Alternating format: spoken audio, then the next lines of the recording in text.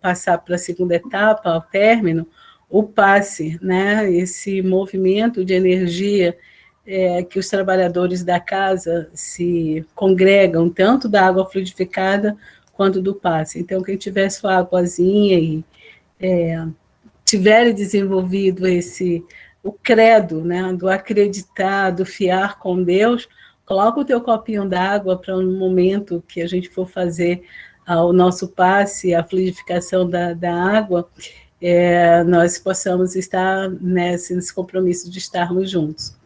E uma outra coisa que a gente vai pedir também é que, se alguém estiver em casa com seus familiares, com as pessoas, que a gente apresenta sozinha, né, na telinha, mas às vezes tem 3, 4, e ao momento do passe, e se acharem que devem compartilhar essa energia, por favor, coloquem os nomes para a gente encaminhar para o grupo que é responsável por essa parte do passe, tá bom? Bem, dito isso, eu não vou apresentar o Kleber, eu chamo na realidade de Amode, né? Não vou apresentar o Amode, para a gente começar a conversar com ele. Kleber Frota, para vocês que já conhecem, meu bem, eu espero que na telinha já esteja aí a sua apresentação, tá? Trabalhando com luto, né? E nesse trabalhando com luto, essa consciência da perda. Sejam todos nós bem-vindos e bem-vindas a essa noite de convívio, de conversa, de diálogo aberto. Kleber, é contigo, meu bem. Tá, Georgia, só um pouquinho. Eu fiz umas alterações no meu slide e vou tentar apresentar por aqui, pode ser? Opa, pode, claro. Deixa eu tirar o meu, então. Queria aprender. Isso é bom, né? Tá, mas vamos lá, vou tentar fazer por aqui. Tá. A gente está no aprendizado, eu e o Kleber.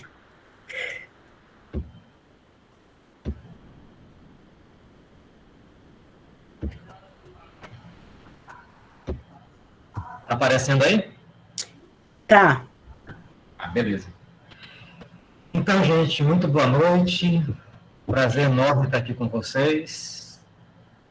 Tá todo mundo me ouvindo? Estamos. Sim. Kleber, deixa eu só te dizer, ele vai ficar pequenininho. Tu poderia ampliá-lo. Deixa eu ver como é que eu... Eu te digo já. Tem um livrozinho, antes de tu abrir ele, ou então tenta clicar aqui no livrozinho agora, ou então abre primeiro, tira, para de compartilhar, e aí tu vai nesse livrozinho aqui, bem embaixo, que aí ele já apresenta inteiro, a tela inteira.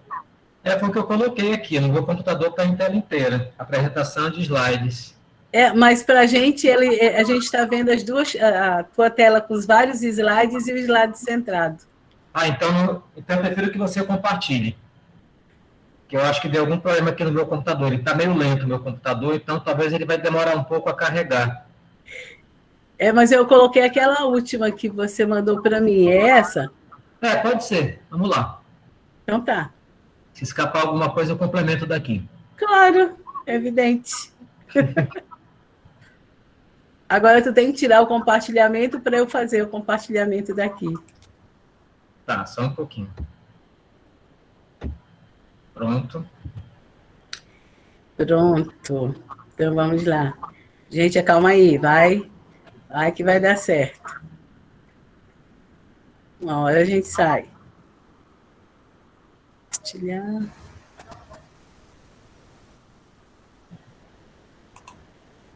Eu acho que agora já está aí. Já. Ok. Então, gente, o nosso tema de hoje é trabalhando com luto, né, e com a consciência da perda.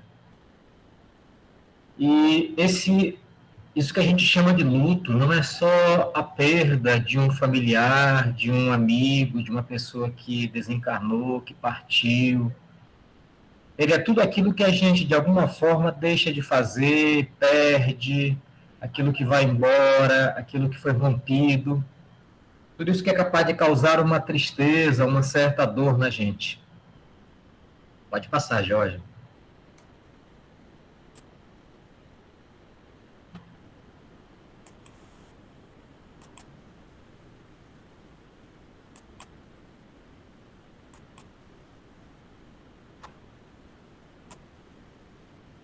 Nesse primeiro slide, eu estou fazendo um resumo, né, do que a gente vai falar um pouco aqui.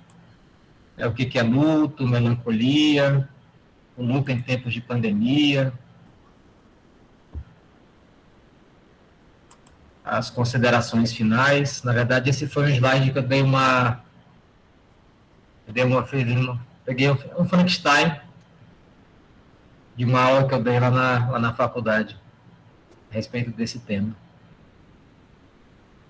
Pode ir avançando, Jorge.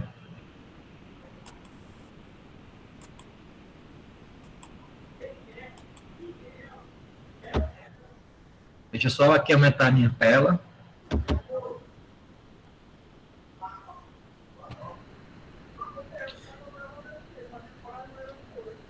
Eu não estou conseguindo ler aqui o que está sendo apresentado. Espera aí. Eu acho que eu teria que remover a tua tela, né?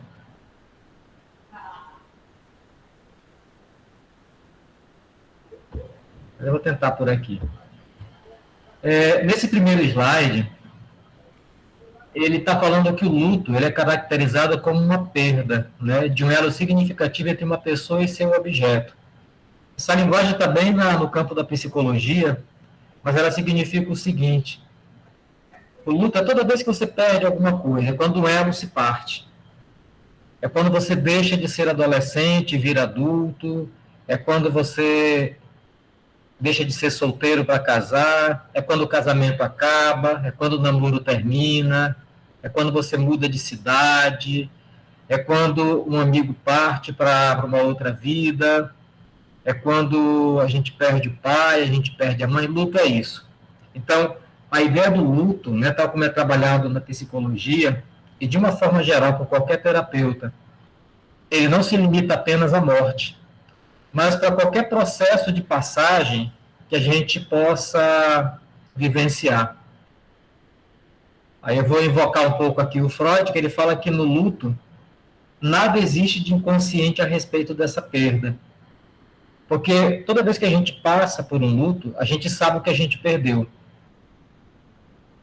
A gente sabe quem partiu, a gente sabe aquilo que foi tirado da gente, a gente sabe a saudade que está atravessando por aquela pessoa que não faz mais parte do nosso convívio, aquele jeito anterior de viver. E o que ocorre com o luto é que, em geral, ele é um processo muito lento e doloroso. E ele tem como característica uma tristeza. A gente sempre fica triste no luto. Né? Nunca é fácil você passar pelo luto, ele sempre desafia a gente, ele sempre é dolorido, ele causa angústia, ele causa dor, eventualmente ele causa culpa.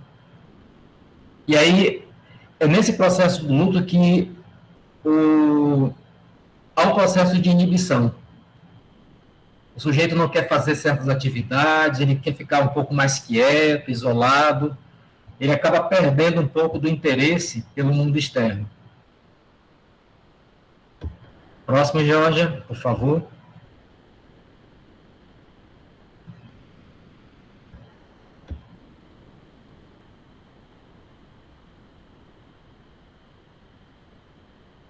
Eu acho que se adiantou um pouco.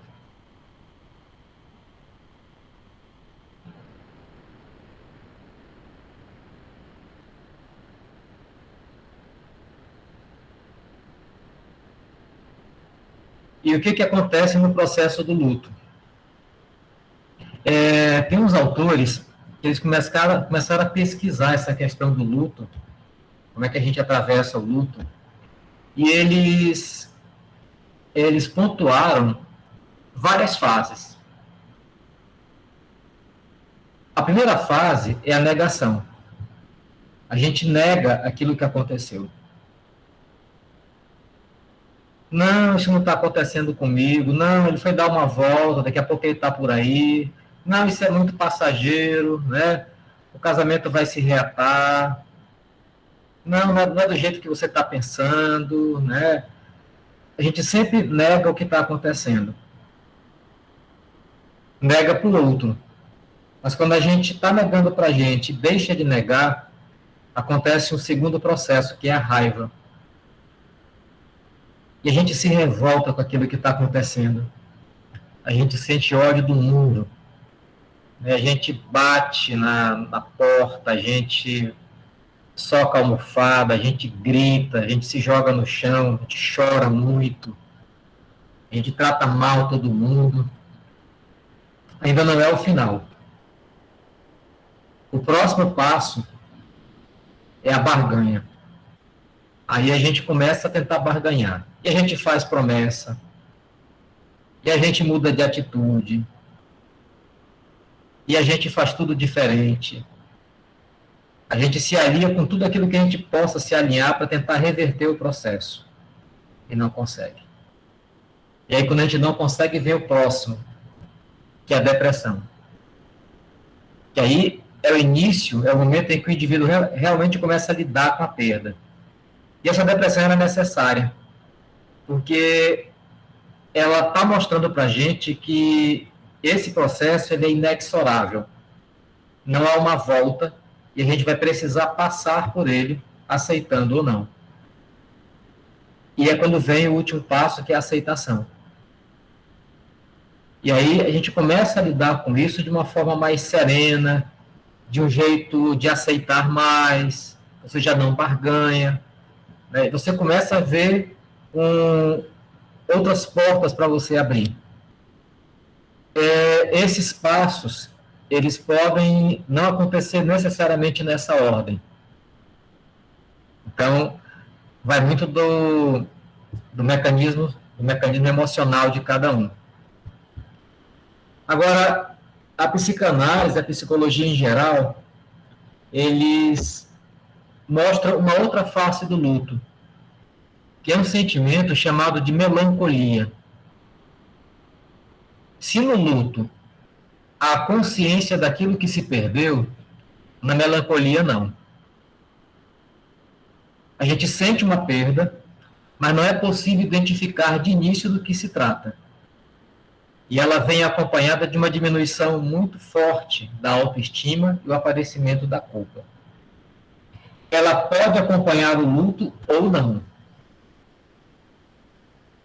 O que eu tenho visto em consultório, e até o que eu venho observando em mim mesmo, quando eu estou melancólico, isso todo mundo fica. As pessoas colocam assim, hoje amanheci meio coisado. Já vi isso muitas vezes, de vários pacientes. Hoje eu estou coisado. Quando eu era criança, essa palavra coisado, essa expressão, estou coisado, no lugar dela se usava, eu estou assim não sei como. E eu lembro que todas as pessoas que falaram, que eu vi falar naquela época, que estavam assim não sei como, revendo um pouco o contexto, né, no qual elas me falaram isso, eu vi que elas estavam passando naquele momento por alguma perda. E hoje eu tenho certeza de que elas estavam atravessando um processo de melancolia. Então, tem pessoas que são melancólicas por natureza. Elas têm uma dificuldade muito grande em se aceitar, em se reconhecer, e parece que elas perdem alguma coisa dentro de si que não sabem identificar imediatamente. Quando isso acontece junto com o luto, aí vem a culpa. Então, a pessoa se culpa pelo casamento, pelo marido que foi embora, pela mulher que deixou, pela traição, pelo emprego que perdeu, pelo adoecimento, ou talvez considerar que não cuidou direito daquela pessoa, daquele ente querido que partiu, que desencarnou, de achar que nunca fez o suficiente. Então, isso é muito do humano, tá? O luto, ele tem essa característica de durar mais ou menos um ano. A melancolia, ela faz parte desse processo, mas existem seres, existem pessoas, existem sujeitos que fazem esse sentimento de melancolia em qualquer momento da vida. é um pouco de uma depressão.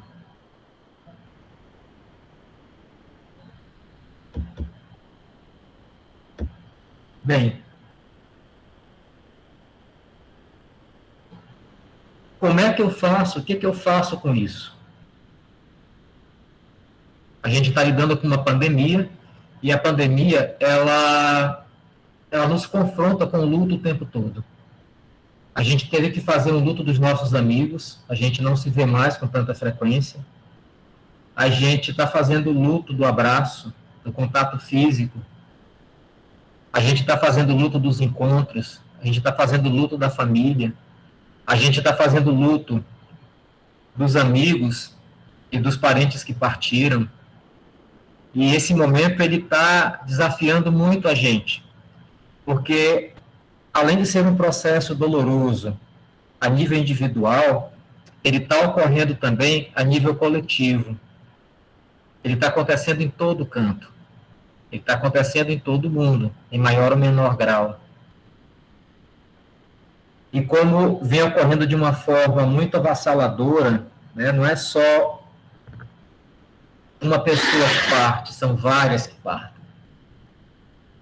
E como é um processo coletivo, ele vai nos obrigar a uma espécie de reinvenção. Como a gente está fazendo aqui no Centrinho.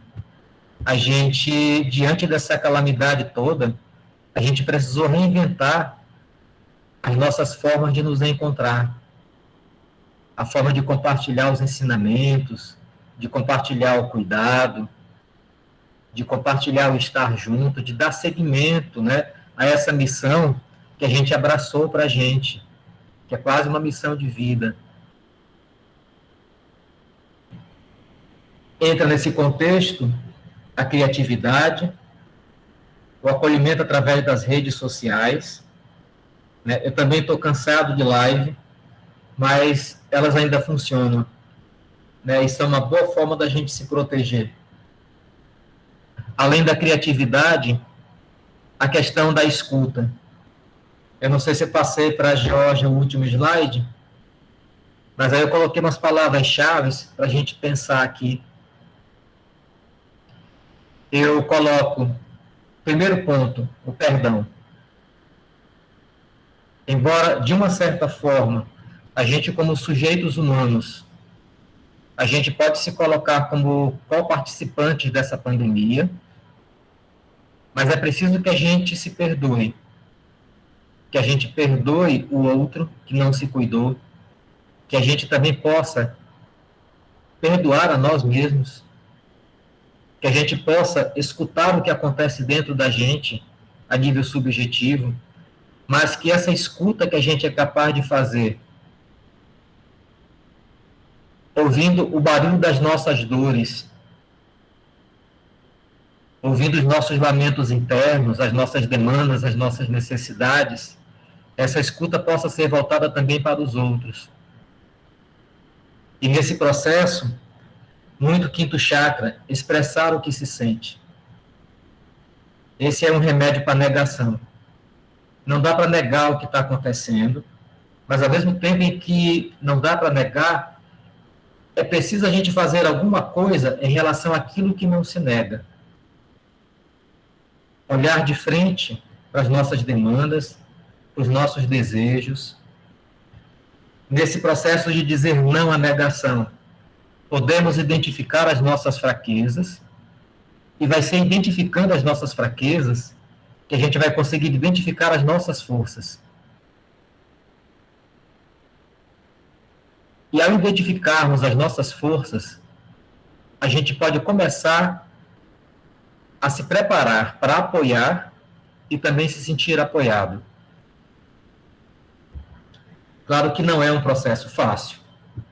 Claro que não é um processo muito suave, mas ele vai exigir muito da gente. E uma coisa que eu observo, né, em relação a esses lutos, é que o luto, ele faz com que as nossas máscaras caiam. Porque o luto, seja ele qual a natureza pela qual ele se apresente para a gente, ele nos obriga a gente a olhar a vida do jeitinho que ela é. Olhar pelo lado concreto. Então, o luto, ele nos joga de encontro à fantasia que a gente criou. E ela se destrói diante dos nossos olhos. E a gente cai. E a queda, nem sempre ela é suave. É uma queda dura. É uma queda que machuca.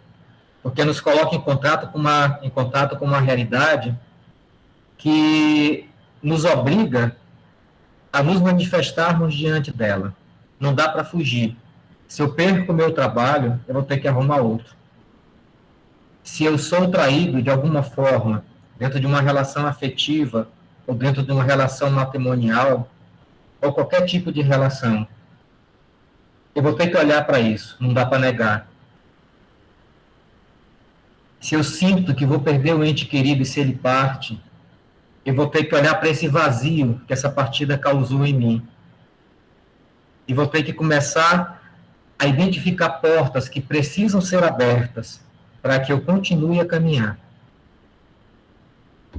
Freud faz uma afirmação interessante a respeito da morte, mas que a gente pode substituir morte pelo luto, né? Ele diz assim: se quiseres poder suportar a vida, fica pronto para aceitar a morte. Ou fica pronto para aceitar o luto. A vida, ela é feita de perdas, mas também ela é feita de ganhos. Aqui eu encerro a minha fala, agradeço a todos, e já podemos abrir para perguntas, para comentários.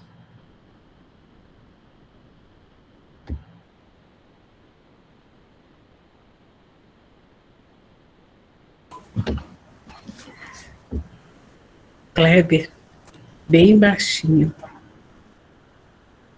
Pouquinhos slides, mas que deixaram uma enorme reflexão, né, do que pensar, do como pensar esse processo de entender o luto e a melancolia. É tão interessante quando nós temos essa possibilidade de entender a importância do luto no momento em que nós estamos em processos aflitivos e entender essa diferença ou essa maleabilidade que tem no fluido dos sentimentos ou das razões entre pensar quando eu estou ultrapassando como que eu poderia dizer? Os níveis, ou tirando o véu do luto, e que eu vou começar a entrar ou vivenciar. Isso acontece de quando em vez com todos nós, que é a melancolia. O que está melancólico, né? E é tão interessante. Então, vamos chamar o pessoal para conversar conosco, Kleber? O que você acha? Vamos. Já tem gente aqui de mãozinha levantada. Eu estou achando barato. Todo mundo levanta e vamos abrir as nossas câmeras, porque assim, eu estou cansada de ver. Eu sempre falo, inclusive em outros momentos, que a gente fica atrás dos nossos avatares. Então, eu tenho um avatar, muitas das vezes, com M, com F, assim, quando a gente for falar, e se puder, a gente ficar junto, seria ótimo. Betinha, Adriana, bem-vinda, Marra, olha que coisa boa. Mas deixa eu dizer que quem primeiro levantou a mão foi a Mana. Mana, então, é contigo, vamos conversar? Gisele, olha que coisa boa, a gente vê as pessoas. Ai, ai. Boa noite, gente. Geto vai me perguntar, mas eu não vou abrir a câmera hoje, não, porque eu não estou preparada. Ai, que horror! A gente vai ficar ouvindo a vozinha dela só. Mas você e o Kleber, a gente tem se visto bastante, graças a Deus. Kleber, primeiro eu quero parabenizar, porque o tema de hoje foi belíssimo. Eu recebi um texto falando desses sintomas de luto. quando meu pai desencarnou, e foi assim, muito, muito importante para a nossa família receber esse texto. E eu, inclusive, até eu já trabalhei esse tema um tempo aí no Centro Espírita, até mesmo acho que é uma forma de eu tirar um pouco aquela dor que eu estava passando. Mas o que eu queria te perguntar é por que que a gente sente culpa quando um ente da gente parte? Por exemplo, olha, eu cuidei do meu pai, eu acompanhei todo o processo dele de adoecimento até o último suspiro, porque era eu que estava com ele. E apesar de ter sido um momento muito rico, depois de um tempo eu comecei a me culpar, porque eu achava que eu poderia ter feito mais. E aí um dia eu conversando com uma amiga, ele falou assim, Zeneide, não faça isso com você, porque eu acompanhei a sua história, eu acompanhei a luta de todos vocês com seu pai, e eu sei que todas vocês se doaram o máximo que vocês puderam se doar. Mas a gente guarda, às vezes fica assim, puxa, eu poderia ter feito isso, eu poderia ter feito o tratamento tal. Eu queria que você falasse um pouco sobre isso.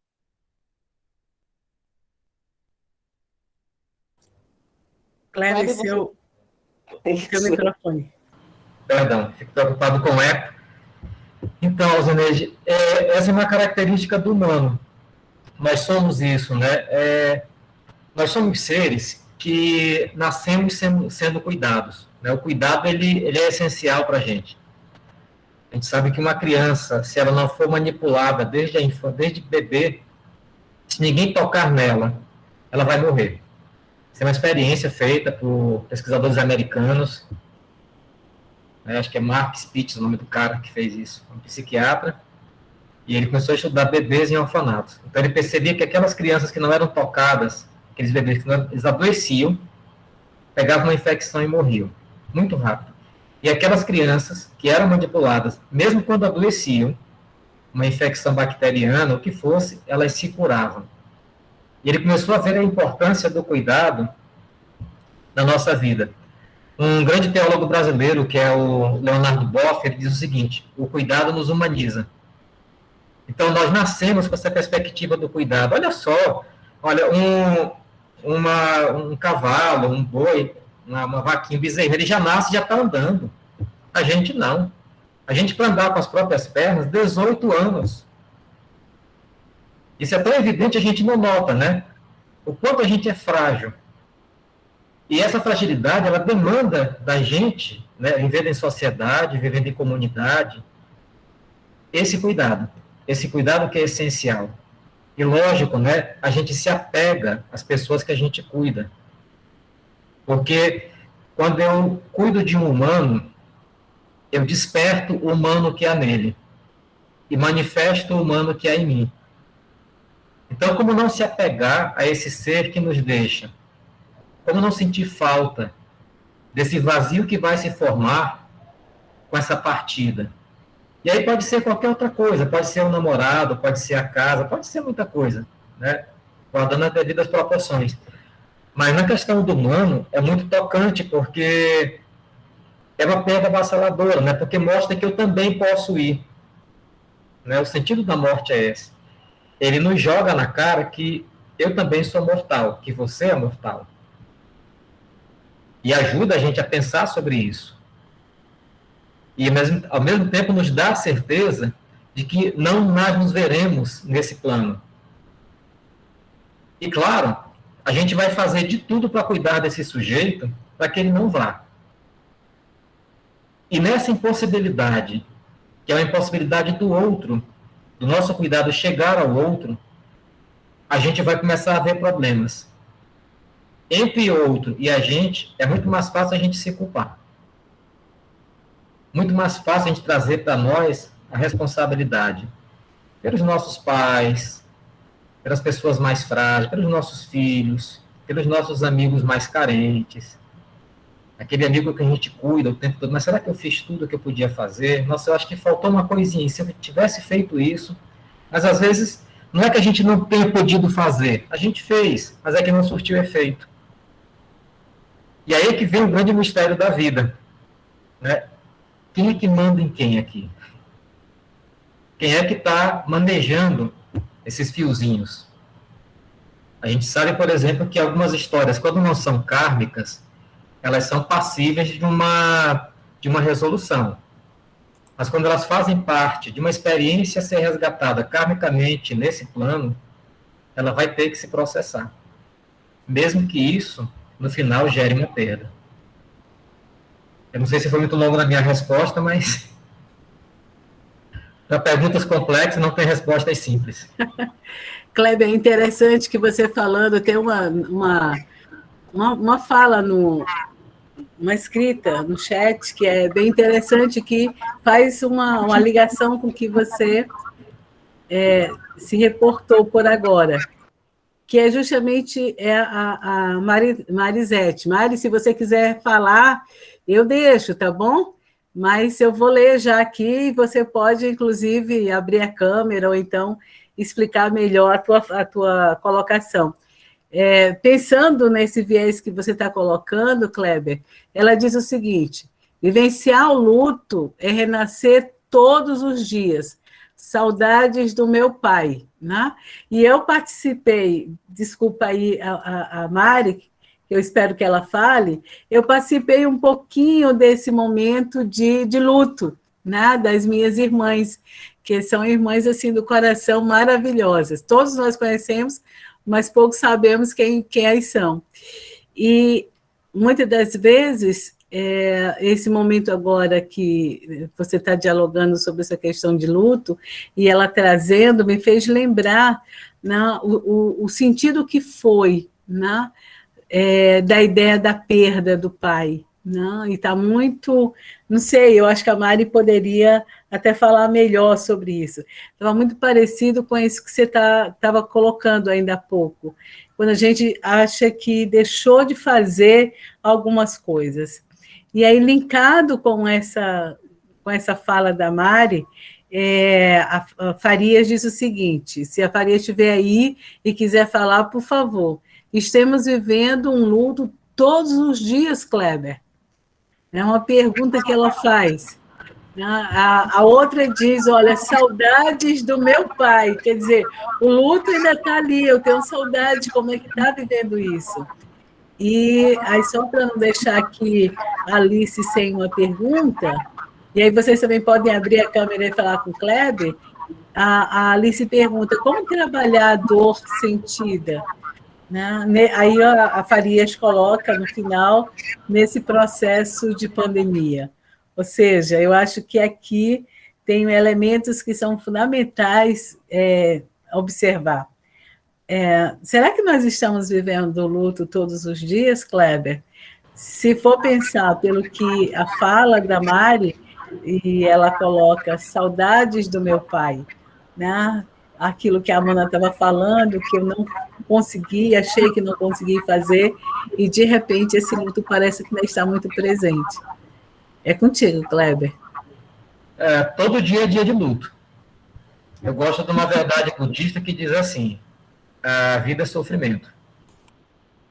O que acontece de bom na vida é muito pouco. A vida é irônica, a vida é surpreendente, a vida é difícil. Por que a vida é irônica? Porque quando a gente está aprendendo alguma coisa dela, a gente já está indo embora. É muito curioso esse processo da vida, né? E a gente vai ter que aceitar. Né? Tenho que aceitar, né, que algumas coisas na minha vida aconteceram muito tarde, para a minha lógica. Mas eu não sei se uma lógica outra, né, a partir de uma outra racionalidade, não está tudo certo. Por que não? Eu não sei de nada. Então, todos os dias a gente está perdendo alguma coisa. A minha vida se esvai a cada dia. O meu vigor físico também. O que eu faço com isso? Eu aceito? Sim, o primeiro ponto é aceitar. E ver o que eu posso fazer, né, para, se não conseguir viver em quantidade, mas pelo menos viver em qualidade. A gente nunca esquece de quem a gente perde. Especialmente pai e mãe. Não dá. A gente vai conviver com esse vazio durante o resto da vida. Agora, o que não quer dizer que a gente não possa acrescentar outras coisas na nossa vida. E talvez aí esteja a história do luto. Não dá para você ficar olhando o que você perdeu o tempo todo. É você olhar o que ainda tem. Imagina se uma pessoa que padeceu, que perdeu toda uma família no campo de concentração. Eu gosto muito de estudar os depoimentos dessas pessoas, né, que simplesmente foi embora tudo. E eles tiveram que começar do zero. Começaram do nada. Mas conseguiram fazer vidas interessantes. Eles conseguiram reconstruir a própria vida a partir de outros parâmetros. Conseguiram reconstituir uma família, tiveram novos filhos, tiveram novos casamentos e foram levando. E tiveram que fazer isso, na minha opinião, para poder conviver com essa dor da perda. Para dizer que a vida tem sentido, apesar da morte, apesar da perda. A vida pode ter alegria, apesar dessa ameaça, ela nos rondar o tempo todo, que é essa ameaça do desconhecido. Quem diria, há 2 anos e meio atrás, que a gente iria passar por isso?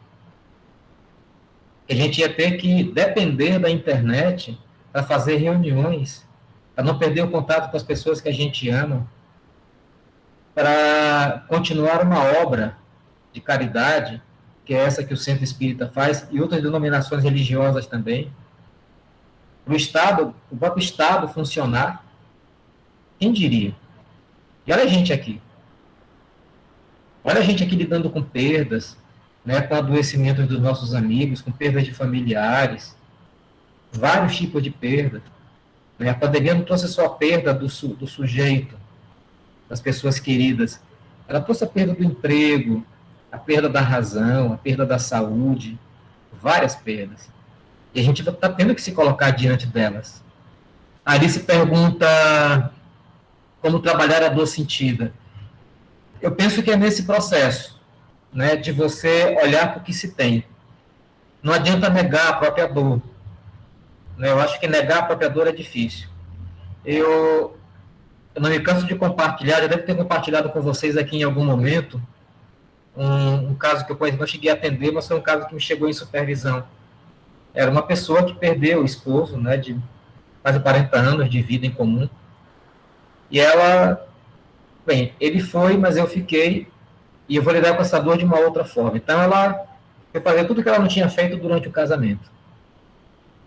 Então ela voltou a estudar, acho que foi aprender a dirigir carro, foi viajar com os amigos e tal. Isso não deu nem um mês após a perda do companheiro. E aí a história não durou 2 meses. Em cerca de 60 dias, ela foi encontrada prostrada dentro de casa, sem comer, sem se levantar da cama, uma profunda depressão. Ela negou. E eu acho que esse é o grande problema, né, das nossas dores. Não é legal a gente negar. Se a dor ela existe, a gente vai precisar olhar para ela. Se de repente eu sinto constrangimento em falar da minha dor para alguém, bora olhar para esse constrangimento. O que ele está me trazendo de bom? O que ele me traz de ruim? O que de repente ele me traz de limitação? Porque sofrer, todo mundo sofre. Né? Todo mundo tem perda, todo mundo tem desafio. Eu aposto que para cada um de nós aqui nessa sala hoje, a gente ou já passou ou está passando por um momento difícil, né, nos mais variados níveis. Talvez alguns de nós tenha feito um esforço muito grande para estar aqui, para estar nesse momento, para estar ouvindo, para estar participando, mas sabe que isso é uma forma, é uma aposta, é um investimento para que algo possa mudar. Então, lidar com a dor faz parte desse processo de movimento, é você se movimentar diante dela, não é aceitar a dor passivamente, mas é olhar para essa dor. Existe uma cena naquele filme A Lista de Schindler, eu estou falando muito de judeu hoje, que 2 senhoras saindo de um vagão de trem, elas caminham para o campo de concentração falando de receitas culinárias. E aí alguém criticou essa fala, e aí alguém respondeu, sim, elas precisavam falar de receitas culinárias para dizer que elas eram muito mais do que aquilo que aqueles alemães, naquele momento da história, estavam querendo fazer com elas. Um ato de resistência. Então, esse ato de resistência é a gente conseguir encarar, Alice, o que há de mais humano na gente. E essa percepção do humano não é necessariamente ser o forte, não está em torno da invulnerabilidade, mas justamente no contrário, é da vulnerabilidade, essa flexibilidade. Né? Essa flexibilidade que nos ajuda. Então é melhor eu chorar quando eu sentir vontade, eu me desesperar quando o momento precisar, eu gritar quando eu já não aguento mais, do que eu ficar calado, aguentando aquilo sozinho. Mesmo que seja, né, após a perda. Tem que ser só durante ela. A perda ela acontece num processo que pode durar um tempo muito grande.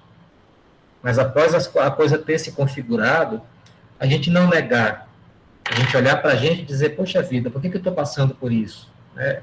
Mas ao mesmo tempo eu me perguntar, mas o que eu posso fazer com isso? Né? O que isso vai me ensinar? E eu acho que essa parte do aprender com a dor é uma chave muito importante, porque ela ajuda a gente a identificar as nossas forças. Tá, mas tá sim. Fazer o quê? Né? Será que não está na hora de mudar de profissão? Será que não está na hora de mudar de bairro, de mudar de tipos de relacionamento? Eu penso que a coisa é por aí, nessa direção. A decepção dos caminhos do luto, ela faz parte dele, Alice, mas ela não tem que ser ele. A Jailson pergunta, às vezes, acho que não sei viver o luto. Ou será que tem um tempo de luto que muda para cada pessoa? Sim, cada pessoa vai ver o seu luto de uma forma. Agora, ele vai passar mais rápido se você se flexibilizar diante dele. Né? Se você não negá-lo. Sim, você vai deprimir, você vai se revoltar, você vai fazer promessa, você vai fazer acordos com a vida, com a religião, com Deus, com tudo. Mas cada um tem um tempo. E o ser humano, ele não age de uma forma cronológica, o nosso tempo é outro. Eu gosto muito dessa definição grega de tempo, né, que é cronos e kairos, ou kairos para alguns estudiosos. Então, cronos é esse tempo cronológico. Não funciona muito com todo mundo. Não é em um ano que todo mundo vai superar um luto. Tem gente que supera em 6 meses, tem gente que em 5 anos, tem gente que em 1 ano, 1 ano e meio. O nosso tempo é outro. Né? O nosso tempo, ele é esse tempo da oportunidade. E à medida em que eu vou aprendendo, eu vou construindo a saída do meu luto, à medida que ele se processa diante de mim e em mim. Ok, Jailson? Ok, Kleber, obrigada. Kleber,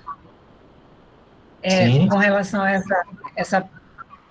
esse tema, uma coisa assim, que me deixa sempre muito intrigada é o fato de que quando a gente está vivendo esse processo de que sabe que vai perder alguém, a gente é como se a gente antecipasse a morte, porque quando a gente fica esperando notícia, a gente sempre acha que a pessoa vai dizer que já aconteceu. A gente nunca espera aquela coisa de dizer melhorou. Eu vivenciei agora em janeiro a perda de uma grande amiga. E eu me sentia mal, porque às vezes eu dizia assim, meu Deus do céu, eu estou antecipando a morte dela, porque toda vez que o WhatsApp, chegava no do WhatsApp, que era a irmã dela, eu dizia assim, aconteceu. E às vezes ela disse, não, ela reagiu bem ao exame e tal. E às vezes isso dá uma certa culpa na gente, né? Porque a gente, ao invés de, parece que está vibrando. É mais ou menos isso que eu quis dizer, espero que você tenha entendido. Eu entendi. Eu penso que isso aí tem um nome, né? O nome disso chama-se angústia. E a pessoa na angústia, ela tenta antecipar o que vai acontecer. É um processo de ansiedade. É porque é duro, né? Porque a gente vive num mundo que ele nos dá a oportunidade de controlar muita coisa. Né? Esse aplicativo aqui, na versão que eu tenho, ele só funciona 60 minutos. Depois disso, ele desliga. Aí tem que fazer de novo. Então, a gente tem tempo para tudo. A gente sabe que dá para fazer um ovo quente em 3 minutos. Né? É tudo muito bonitinho, né? Tudo muito arrumadinho. Isso dá a impressão para a gente, isso nos ajuda a nos organizar de uma forma tal que a gente consegue prever tudo. Né? Os antigos começaram olhando para as estrelas e, ao ver o movimento dos astros no Sol, eles começaram a planejar a plantação e as colheitas. Os antigos, o livro que eles olharam, ele estava acima da cabeça, estava no céu. Então, eles sabiam, né, que em determinado momento, aquela estrela estaria de volta naquele mesmo lugar, no céu, naquele horário. E aí a gente começa a inventar uma série de artifícios, que a gente dá o nome hoje de ciência, para controlar o mundo. Para tentar controlar a vida, controlar o tempo, né, controlar, e aí a gente aperfeiçoou muito isso. E claro, né, a gente acha é um processo inconsciente, que talvez seja possível controlar até o final da vida. Não. Não é assim. Mas às vezes também, a dor que a gente sente é tão profunda, ela é tão contundente, ela dói tanto, que a gente já quer que aquilo acabe. A gente não aguenta mais ver aquela pessoa que a gente sofrer. Perdão, falei que eu fiz. Que a gente gosta de sofrer. Né? E o sofrimento, ele é muito profundo. E a gente, ao mesmo tempo que a gente vê aquela pessoa que a gente ama sofrer, a gente também sofre junto. E é aí que as duas dores se confundem. Por isso que muitas vezes a morte, ela causa um sentimento de alívio nas pessoas. Mas a vivência de um luto, dependendo da intensidade dele, dependendo do processo pelo qual a pessoa passou, ela é muito, eu diria que é uma experiência que pode ser avassaladora para a pessoa. Eu já acompanhei casos de pessoas próximas a mim que acompanharam entes queridos durante mais de 12 anos e cuidando sozinho. E ela achou que com a perda estava tudo resolvido, e não estava. Ela precisou ir para um psicólogo, ela precisou procurar uma terapia, para ela reaprender a viver. Porque ela passou 12 anos vivendo na iminência da perda. Imagina isso. Diariamente, sozinha, né, com uma pessoa e cuidando. Se ela internava junto. Se ela ficasse 10 dias no hospital, 10 dias no hospital acordada com ela. Então, todo o processo de dor, ele faz com que ele mexe muito com a gente. E aí que tá. Ele mexe com o nosso humano. Ele vai mexer com as nossas fraquezas, com as nossas angústias, com as nossas ansiedades, os nossos temores. Então, não dá para você passar assim por um luto de qualquer dimensão, de qualquer forma, de qualquer tipo. Você não passa, você entra de um jeito e sai de outro. Já vou ler o que a Liliane escreveu, só queria comentar mais uma coisa.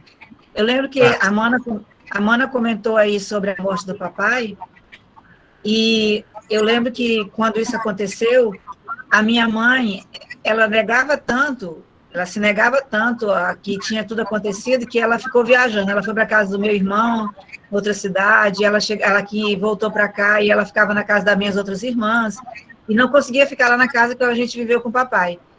E um dia foi muito doído, porque ela ligou para mim, e a primeira coisa que ela disse foi: como é que está o teu pai?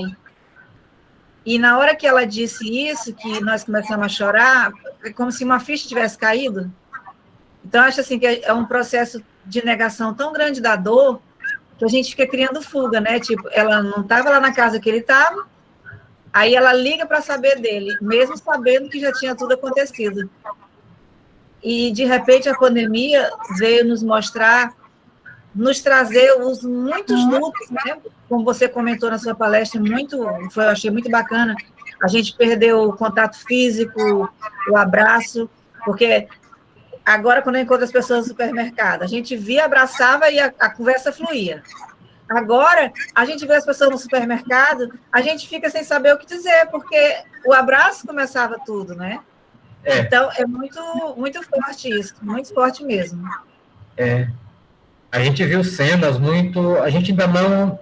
Essa história da pandemia não acabou, e ela ainda está para ser elaborada, essa experiência. A gente não conseguiu elaborar ainda, porque ela nos desafia tanto, e a cada dia... Claro que agora está melhor, né? Já se visualiza uma vida mais aberta, mais livre.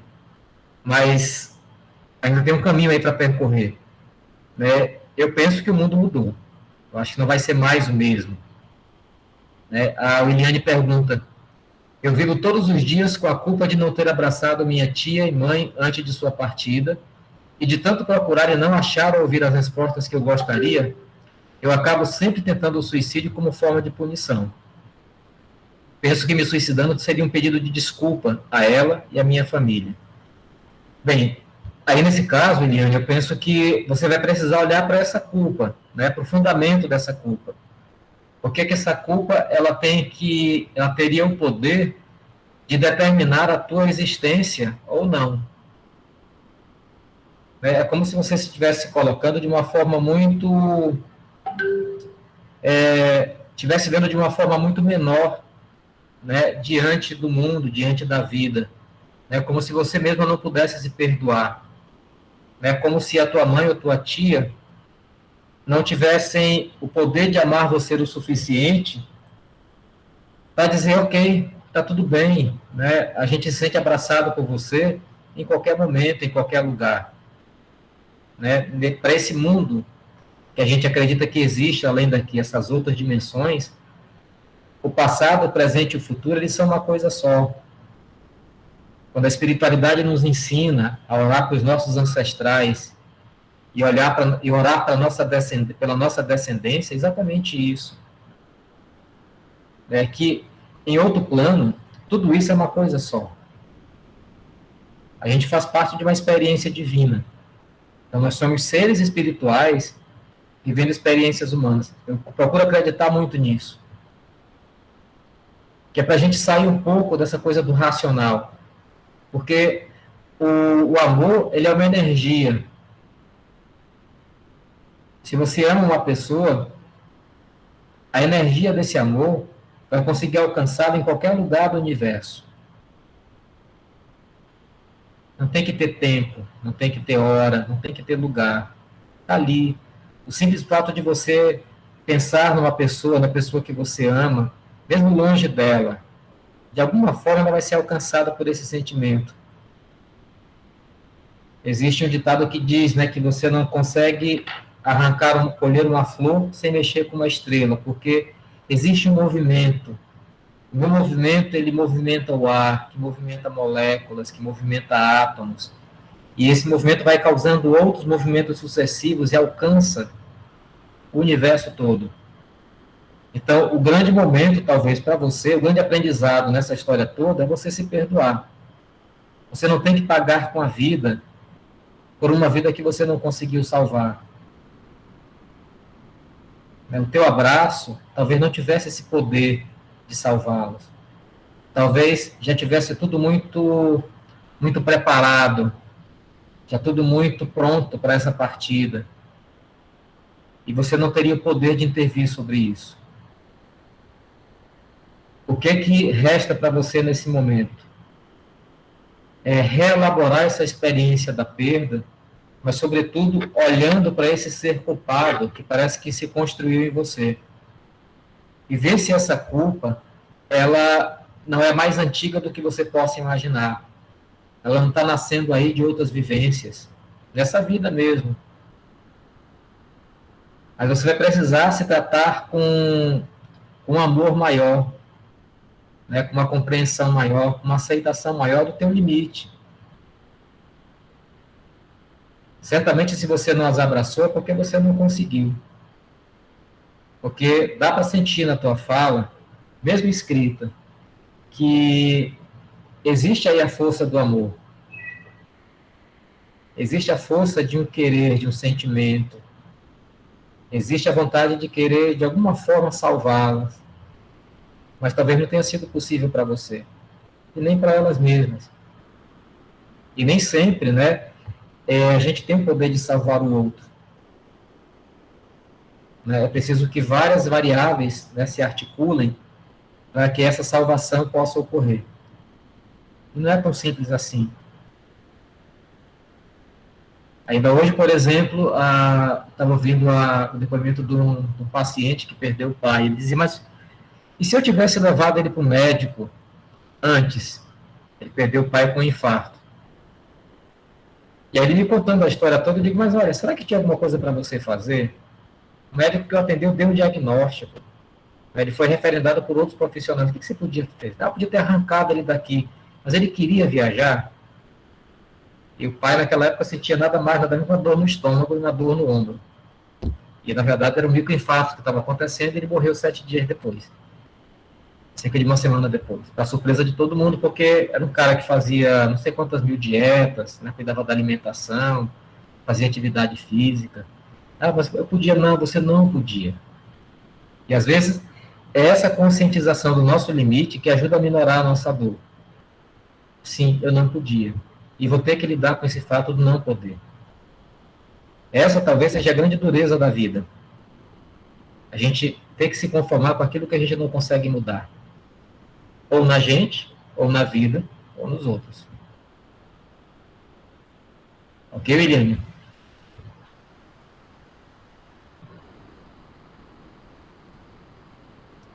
Oi, Kleber. Muito obrigada por suas palavras. Elas fizeram muito sentido. É a minha primeira vez aqui. Eu sempre estive em busca de respostas para esses acontecimentos, para lidar com as minhas questões.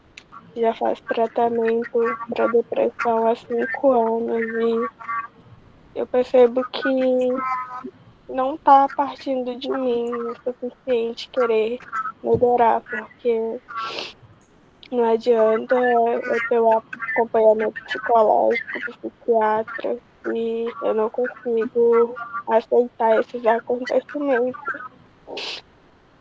E eu sofro muito com essa questão de querer uma resposta.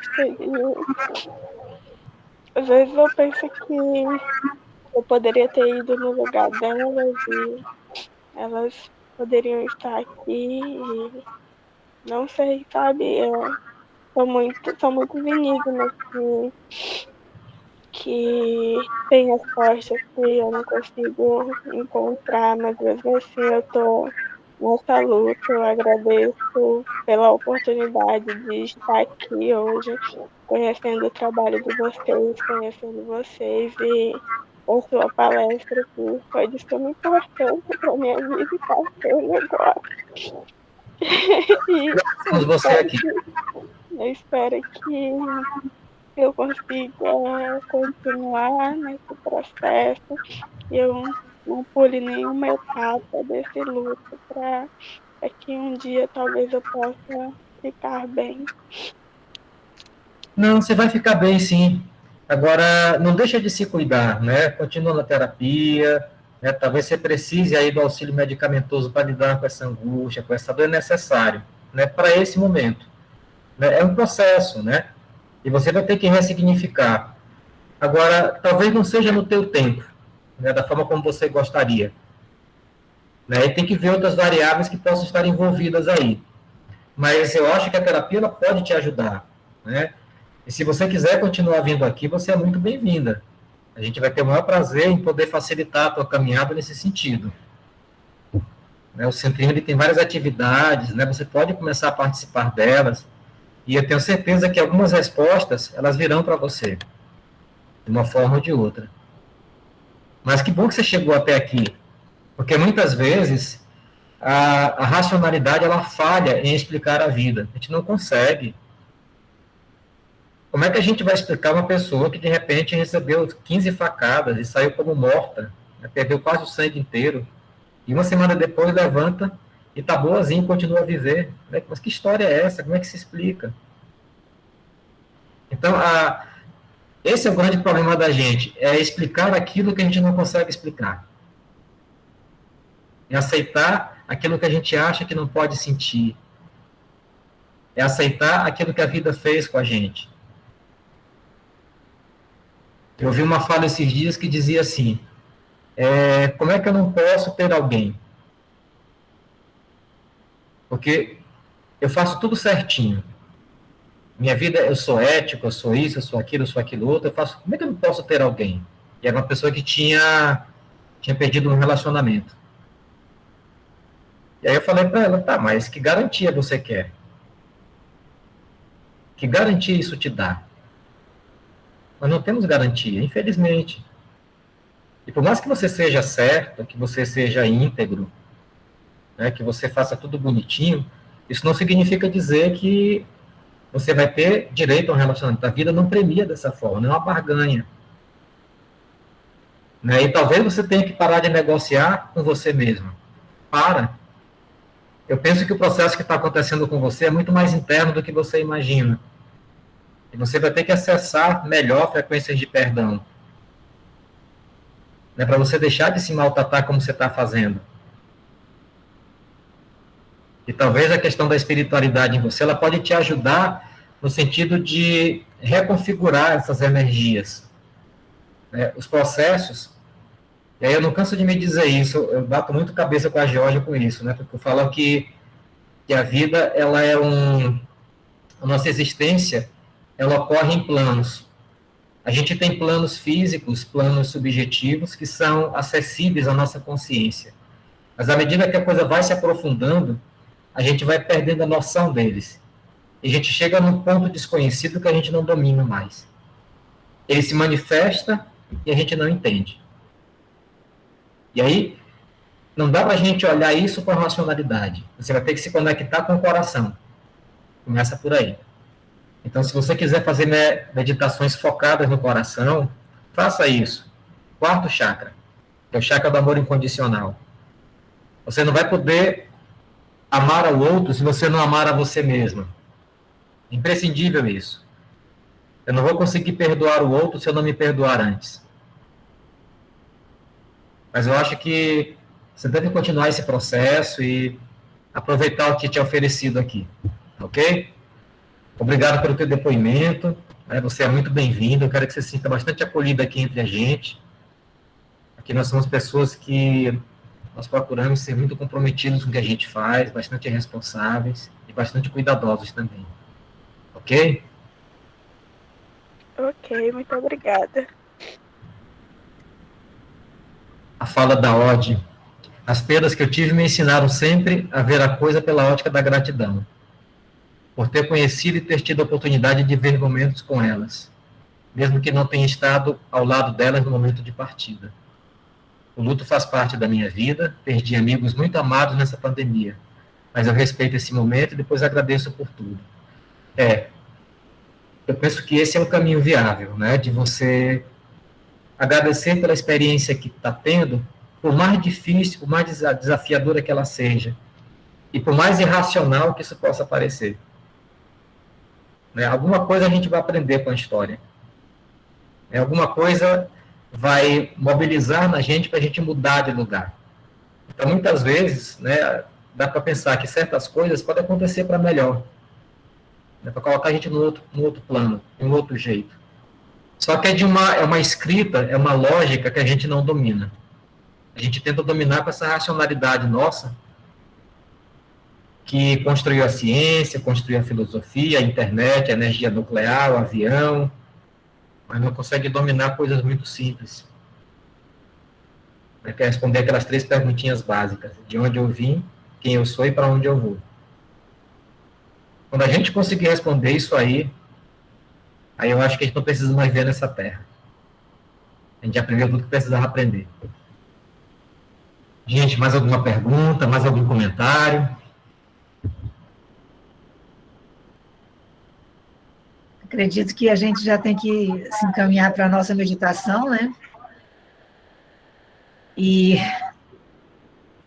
eu gostaria de agradecer ao Kleber e a todos nós que participamos desse momento assim, de aprendizado, de esclarecimento. Eu acredito que, de certa forma, é um alento aos nossos corações, né? Que estamos todos nós vivendo assim, um momento de aprendizado, de vivência de muitas lutas, muitas percas. E essas lives aí, elas vêm mesmo para acalmar assim, os nossos corações. Williane, seja muito bem-vinda. Nós temos um tratamento nas segunda-feiras, são as 12 palavras amigas. Eu acredito que nesse momento seria muito interessante se você quisesse conhecer, participar, seria um alento muito grande para o seu coração. E ao Kleber, muito gratidão pela sua palestra e a todos que aqui estão, gente. Vamos agora nos preparar. Eu esqueci de falar da água, né? Mas todo mundo já sabe do copinho de água agora.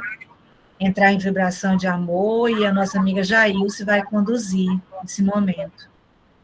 Cleber, se quiser se despedir, falar alguma coisa, fique à vontade. Gente, obrigado por hoje. Foi um prazer imenso estar aqui com vocês. Obrigado pelas falas, pelos depoimentos. E às vezes as falas de vocês são um desafio, né? A gente tentar dar uma resposta positiva. Mas eu procuro usar, além da minha racionalidade, eu procuro, nesses momentos em que eu estou aqui com vocês, me conectar muito mais com o coração.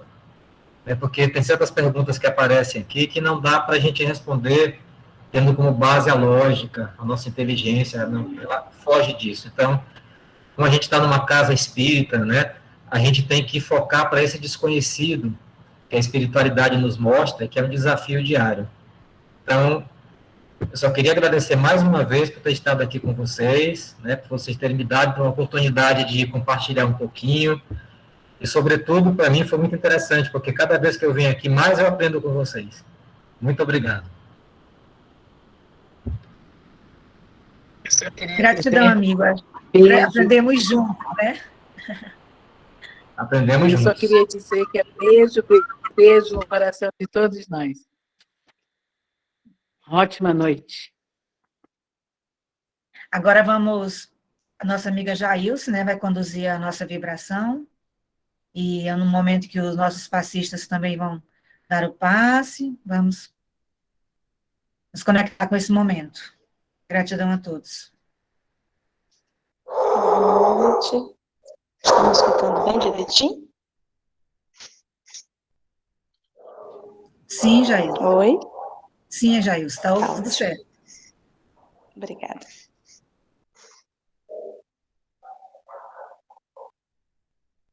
Boa noite, meus irmãos de caminhada. Vamos respirando devagar. Puxa o ar. Respira, vamos diminuindo nosso ritmo.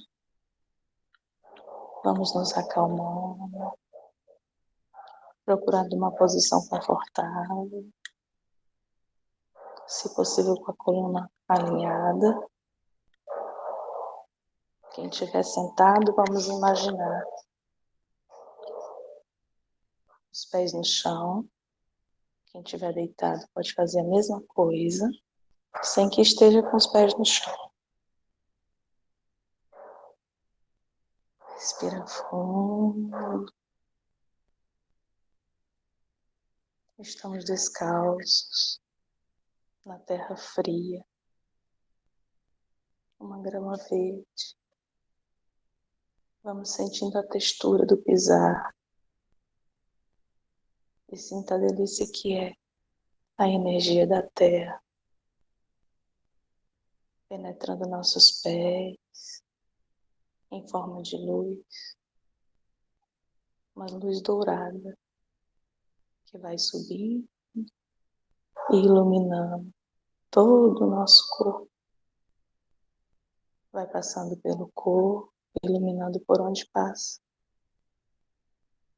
Sinta a sua respiração. Está ficando leve, calma. Ela está sendo auxiliada pelo compasso desta luz dentro de você. Respira fundo, bem devagar, sem pressa. Ela vai limpando tudo que é necessário. Vai te deixando leve, te deixando solto. Relaxe. Respire. E veja o brilho que agora você está. Respire fundo e deixe ir. Essa luz vai ultrapassar a sua cabeça e te levar para longe. E vai até as nuvens, chegando ao quinto plano, te ligando a toda a energia da terra, do ar, do céu. Se sinta livre de todo o peso deste mundo. Respira fundo e deixa ir. Isso tudo vai passar. São aprendizados que nós mesmos pedimos antes de vir. Apenas deixe passar. Observe o aprendizado. Agora, você está num lugar que pode voltar a hora que quiser. É só fechar os olhos e pedir. É só fechar os olhos e se conectar. Você está ligado. Basta fechar os olhos. Sinta a energia dessa luz. Uma bola de energia te levando e purificando todo o seu pensamento. Respira fundo e observe bem devagar. Sinta cada detalhe do caminho. Observe.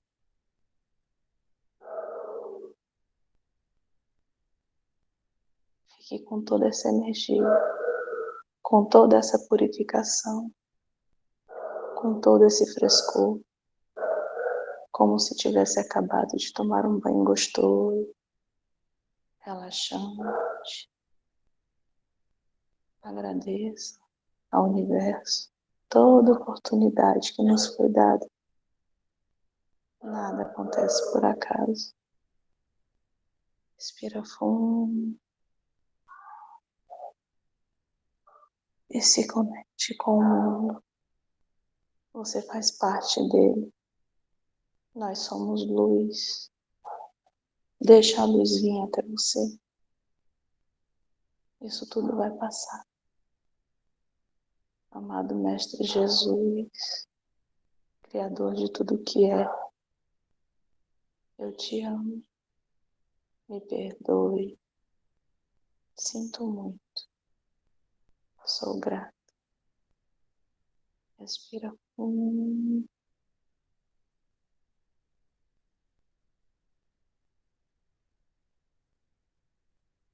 Fiquem na paz de Deus, meus irmãos, pois Ele está aqui. Assim seja.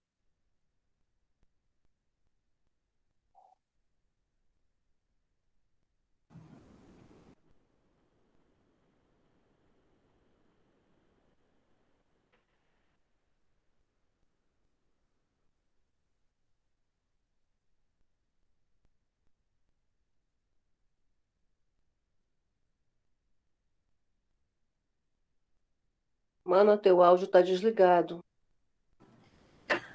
Obrigada. Boa noite a todos. Que tenhamos todos uma boa noite. Um beijo no coração de cada um. Saudade, Beth. Saudade também. Tudo bem? Tudo, amore. Que linda! Nunca mais tinha te visto. Beijão para vocês. Obrigada por tudo. Gratidão. Tchau.